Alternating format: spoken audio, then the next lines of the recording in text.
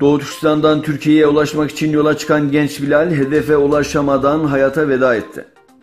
Beraber yola çıktığı Uygur Müslümanlarla çeşitli ülkelere geçip Tayland'a geldiklerinde yüzlerce Doğu Türkistanlıyı yakalayıp Çin'e teslim eden Tayland yönetimi genç Bilal'i ve beraberindeki 62 Uygur Türk'ünü tutukladı.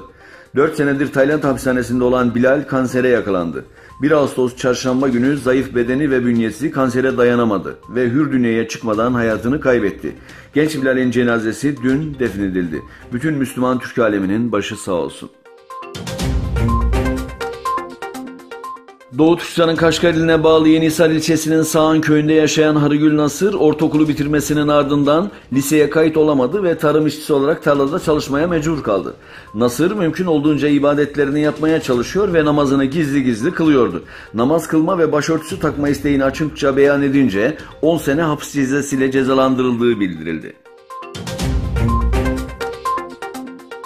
Güney Çin Denizi için müzakere belgesi kabul edildi. Güneydoğu Asya Uluslar Birliği ülkeleri ve Çin, Güney Çin Denizi'nde seyir sefer kurallarını belirleyecek müzakereler için bir taslak metin üzerinde anlaştı. İran'da protestolar başkente sıçradı. Ülkede 3 gün önce İsfahan'da patlak veren, bugün de İsfahan'la birlikte Meşet, Şiraz gibi şehirlere yayılan ekonomik sorunları protesto gösterileri Tahran'a uzadı.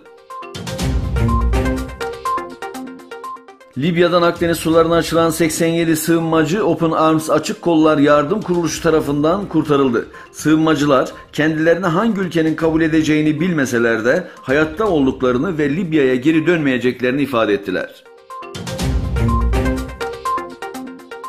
Bangladeş'te Arakanlı bir Müslümanın hastanede organları çalındı.